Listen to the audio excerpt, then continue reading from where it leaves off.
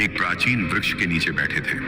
उन्होंने गंभीर स्वर में कहा, चंद्रगुप्त, आज मैं तुम्हें कुछ बातें बताने वाला हूं। मेरी बातों को ध्यान से सुनो, क्योंकि ये बातें तुम्हारे जीवन भर काम आएंगी।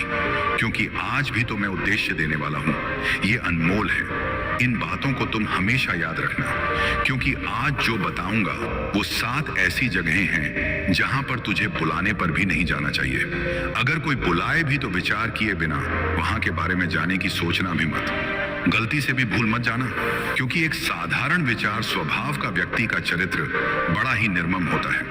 वह बड़ी आसानी से किसी के जाल में फंस है और कई बार उसकी मासूमियत उसे फंसा देती है। मैंने देखा है, तो अपने रास्ते पर चल रहे हो, लेकिन तुम अपने रास्ते से कई बार भटक जाते हो। इसलिए तुम्हें चाहिए कि तुम इन बातों पर अमल करो और मेरी बातों को गहराई से सुनो।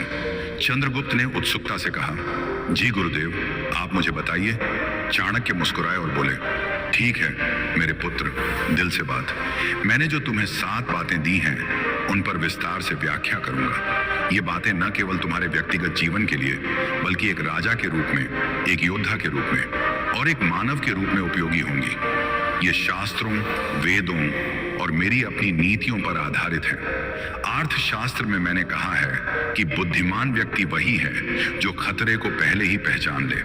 तो चलो एक एक करके इन 7 जगहों पर चर्चा करते हैं। मैं प्रत्येक पर विस्तार से बताऊंगा, उदाहरण दूंगा, कारण समझाऊंगा और बताऊंगा कि क्यों इन जगहों पर जाना वर्जित है।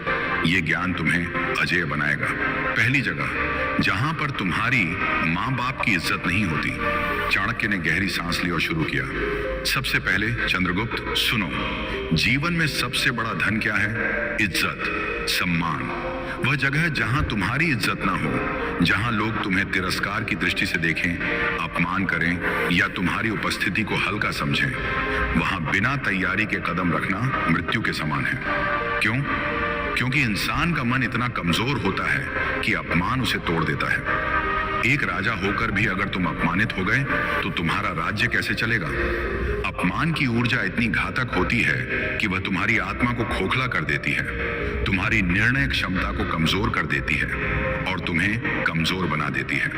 वास्तु शास्त्र और वेदों में आत्मसम्मान को सर्वोच्च स्थान दिया गया है। ऋग्वेद में कहा गया है कि व्यक्ति को हमेशा ऐसे वातावरण में रहना चाहिए जहां उसका मान बढ़े, न कि घटे। पहले पता करो कि वहां कौन लोग हैं। क्या वे तुम्हारे मित्र हैं या छिपे शत्रु? क्या वातावरण तुम्हारे अनुकूल है? अगर नहीं तो बहाना बनाकर टाल दो। कह दो, मुझे कोई महत्वपूर्ण कार्य है, लेकिन कभी ना जाओ। ये जगहें हो सकती हैं किसी ऐसे व्यक्ति का घर जहां तुम्हें पहले अपमानित किया गया हो, या कोई सभा जहां तुम्हारी जाति, धर्म या पदवी पर सवाल उठते हो। जीवन छोटा है, समय व्यर्थ मत करो। वेदों में कहा गया है, सम्मानित रहो, अपमानित न हो। अपमान से बचो, क्योंकि अपमान विद्रोह का बीज बोता है। अर्थशास्त्र में मैंने विस्तार से लिखा है कि एक नीतिज्ञ राजा को हमेशा अपनी प्रतिष्ठा की रक्षा करनी चाहिए, क्योंकि प्रतिष्ठा ही राज्य की नींव है। अगर तुम अपमानित हो गए तो तुम्हारे अनुयायी तुम्हें कमजोर समझेंगे, तुम्हारी कमान कमजोर हो जाएगी। शास्त्रों में इसे असम्मान का विष कहा गया है, जो धीरे धीरे शरीर को नष्ट करता है। इसलिए बिना सोचे समझे कभी मत जाओ, हमेशा मूल्यांकन करो। क्या वहां तुम्हें आदर मिलेगा? क्या तुम्हारी बात सुनी जाएगी? अगर नहीं तो दूरी बनाओ। ये नियम न केवल व्यक्तिगत जीवन के लिए, बल्कि राजनीतिक और सामाजिक जीवन के लिए भी अनिवार्य है। एक योद्धा के रूप में तुम्हें हमेशा मजबूत स्थिति में रहना चाहिए। अपमान कमजोरी का प्रतीक है और कमजोरी मृत्यु को आमंत्रित करती है। वेदांत में आत्मा की पवित्रता पर जोर दिया गया है और अपमान उस पवित्रता को दूषित करता है। इसलिए चंद्रगुप्त, इस बात को गहराई से समझो। इज्जत वाली जगह ही चुनो, बाकी से दूर रहो। ये ज्ञान तुम्हें जीवन की हर चुनौती में विजयी बनाएगा।